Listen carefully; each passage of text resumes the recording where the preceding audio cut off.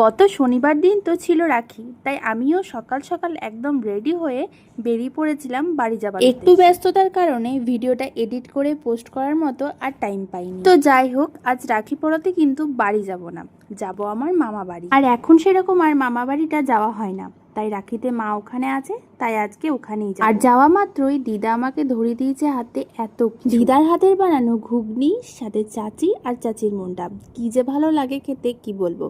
তার সাথে তো চপ আর জিলাপি মাস্ট। এবার খাওয়া দাওয়া শেষ করে রাখি পরানোর পালা। আর আমার ভাইটা এত বদমাইশ, ওকে ছোট থেকে রাখি পরানো আর ভাইফোঁটা দেওয়া সে এক যুদ্ধের সমান যায়। ওকে দেখে হয়তো অনেকেই ভাববে যে ও অনেক বড় হয়ে গেছে, কিন্তু না, ও এখন সবেমাত্র ক্লাস 6-এ পড়ে। এটা কি কেউ বিশ্বাস করবে? প্রায় আমার সমান লম্বা হয়ে গেছে, যার জন্য ওকে দেখে একদমই মনে হয় না যে ও ক্লাস 6-এর স্টুডেন্ট। যাই হোক, আমার রাখি পরানোটা তো কমপ্লিট হয়ে গেছে। এবার তোমাদেরকে আমি যেটা সেকেন্ড রাখি দেখালাম সেটা আমার দিদি পাঠিয়েছে।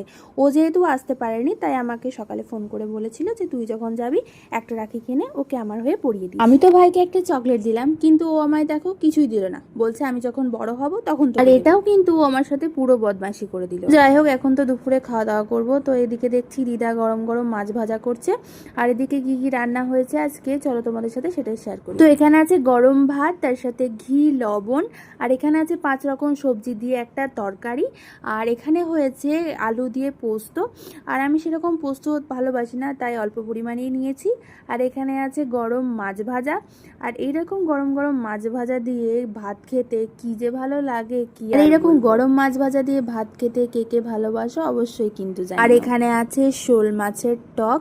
আর আমি যেহেতু মাছের মাথা খেতে ভীষণ ভালোবাসি, তাই দিদা আমাকে এই মাছের মাথাটা দিয়েছে। আর আমার দিদা যে কোনো টকই ভীষণ ভালো বানায়, সেটা নিরামিষ টক হোক বা মাছের। এখানে আছে মুসুর ডাল, আর তার সাথে আছে আমড়ার চাটনি। আর অনেকদিন পর দিদার হাতে রান্না খেলাম, কি যে ভালো লাগলো। দুপুরে খাওয়া দাওয়া কমপ্লিট করে একটু রেস্ট নিয়ে আমি আবার বেরিয়ে পড়েছি।